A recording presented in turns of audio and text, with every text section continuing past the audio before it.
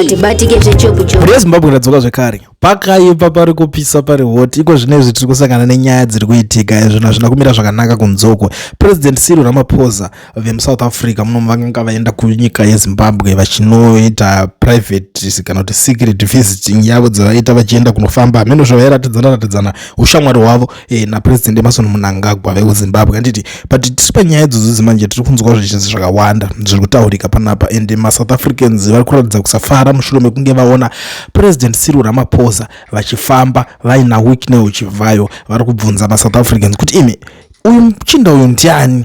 What is a job of this obese slim brother who always hang out with all Zimbabwean presidents, African presidents, I mean, and who is this Zimbabwean man who always popping up with African president like Mnangagwa, William Ruto, Museveni, Hakainde Hichilema, Samia Suluhu Hassan, Cyril Ramaphosa, Peter Mutharika?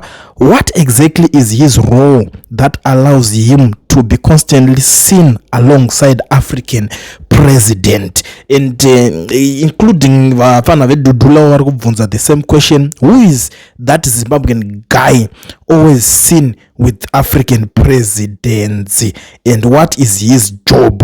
Anomboita nezvechi mukomana iyeye Ramaphosa anochiona ndochiziva kuti maSASCO vakasiyana manje nemazimba paskiri racho because maSASCO havasisiri vanhu vaya vekuti kana vakatanga nyaya chero vakanzwa nyaya inoita diki. Up to now izvezvi kune nyaya yavo yekupalapala faume chiri kungotaurwa nezvayo vakanongoti varimboti vakambodai so vakamborwana mabude vakabudana pachidhiri chacho the next thing vadzoka. And a lot of guys commenting on the same issues. Vamwe vari kuti Chigananda who buys strangers cars every Friday and $50,000 for fuel ndo basa rake mukomana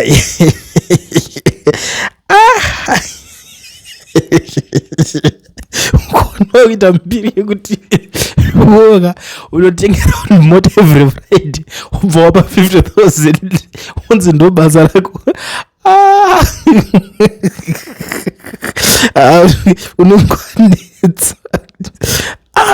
By the way, the 50,000 never returned it's over $1 million. Over $1 million rand.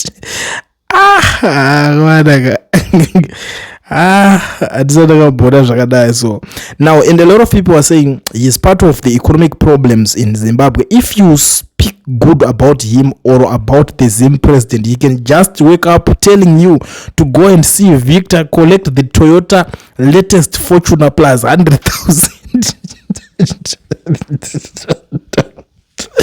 And you know the funny thing now, Ramaposa, Emerson Mnangagwa and the other team vari kufami vanga vari kupick up vakagariswa kumashure iye akatonda kanogara kumberi. Imagine.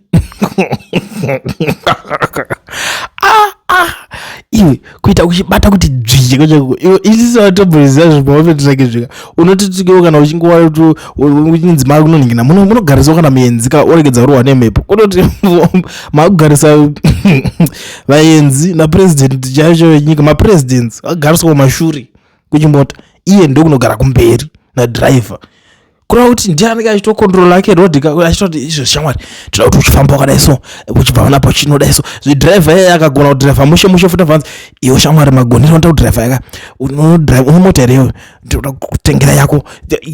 That's the guy for you. Saka zvinhu zvacho zvinonetsa. And you know, for your own information tiri kunzwa kuti kune imwe mari futi iri kunzi yareleaswa yapinda mumastreets iko zvinezvi ma50,000 ma80,000 iri kupiwa masocialites social media personalities vanhu vakasiyana vese kuti vakwanise kunge vachitaura zvakanaka pamusoro peCAP 3 because takusvika pane last kick off a dying horse. Zvinhu zvacho zvakuda kunotanga 18 May is around the corner and something is about to happen. And Ramaposa wati kunzwa kuti akasiyana uroverera chipikiri ukakata kuti atichatolerate zvemunhu kuti nzi achauya achida kubvisa mapresident zvisiri pamutemo hatisi kubvuma izvozvo neSouth Africa yangu, you know, that's Ramaposa for you. Saka zvakawanda zviri kuitika. Isusu taitofunga kuti pamwe kushanyirana kwavari kuita vari mumafamo imomo vachataurirana nyaya dzekuti zvoni guys onai nyaya iri panapa iri kuitika ndeyekuti zvakadai ndeyekuti ona iwo kana uri kuita seko nevana vangu vari kumhanyiswa kunyika kwako they don't care. Even Ramaposa nguva yake yapadhuzewo kuti achinge achita se achinobva ipapo kuchiendawo mumwe, but vari kuramba vakarovera chipikiro vachidedzera kuti hakuna zvakadaro zvichikaipa zvinganzi zvingangoitika, because deep down kushanya kwake mukomana iyeyu kwaanga aita kuZimbabwe it was more like a panic mode yekutoitika netimu ikoko kuti saka toita sei totari kushanya chita sei already ngashanya asvikire kupurazi timbotamba tichiratidzana mombe tichiita sei tichitaura nyaya. And that guy is a farmer true. Iye Ramaposa, if you know, kana munoona anoziva nyaya dzepalapala farm, is a farmer. Saka mafama meno pamwe tingati pamwe vari kungoratidzana kuti ini kwangu ndinozodai ndodai one day ndichazokuhostayo, but sandakambona achinzi ahosta Mnangagwa kuSouth Africa just a private visit, unozonzo kumuhosta mumadhiri echambo kuti ende unotosvika kuparliament kuti takaona muri mese maihostana nyaya dzechi zvinonotozonetsa. But a lot of people are still commenting vari kuti when there were issues with his FNB account last week, someone commented that you will see him in a picture with Ramaposa, and here we are less than 7 days. Exactly. Ndandinoitaura nyaya yanga yatondibuda musoro, right? Uchivhaya nenyaya dzake dzaanga ari kunetsa nemukadzi wake, saka zvikanzi maassets ake nemari dzake dziri muma-FNB wati if not over 5 billion rands, something like that, zvikanzi zvafrizwa. Saka pakufrizwa zvakaita maSouth Africans vakatanga kuti you are playing games, maybe hamusi kumuziva that guy. Next week muchamuona akagara napresident wenyu, and for sure it has happened. Pakaipa in less than 7 days for sure panenge pane nharo zvinhu zvinenge zvichiitika, right? And some people are still saying, is that one guy you can't talk Dudula in front of him? If he get bored, he can buy South Africa without even negotiating. Kuteka nyika yacho. Do you think that mari yekuzviita yakawana? Yeah, brother James, do you think this guy anowana mari yekutenga South Africa yezere? You must be joking, right? All those people are Zimbabwean, but unfortunately there is one who looks like Ramaposa because it is his home country. Wow, okay. It's on a cupcake. When we go back home, we will back driving expensive cars. One, SCA, you will kiss our shoes and we will greet you with our walking sticks.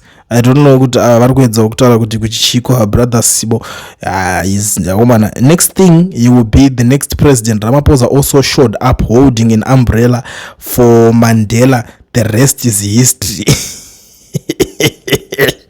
Saka chidhiri chibhuku. Anyways, muri Zimbabwe, sorry dazorebesa nyaya yacho dzasingadi kurebeswa because dzingoro nyaya tuma issues tokuti tingoonesana kuti this issue is now trending in South Africa right now. Nyaya yekushanya kwakaita Ramaposa, zvekungoshanya zveichi zvemuskillful zvisiri zvekushanya zvekuti zvine chekuita nekungoshanya akashanya as a person, kungoshanya as a person ubangotambirwawo chiskillful vakanaenangisana kupick up farm kwavo. Saka nangoti kuona dzakudai so nyaya idzi dzakutaura kunzi nasazodai mangwana zvazodai vazoshanya didididi ya zvine zvaapadhuze kuda kutanga kuita se kunoitika. Saka vanga vari nenyaya dzavo, pane zvinhu zvavari kutaurirana zvanga zvikunzi zvataurwa zvakawanda zvinhu zviri kutaurika, but regedzai tisangane pane mamwe programs tichionesana kuti dzese dzinyaya dzacho dzanga dziri kubuda zvizvi zviri kunyatsotora nzvimbo, because ndoziva kuti kune zvakawanda zvataurika ikoko kumaprivate maconversation mamwe acho aripo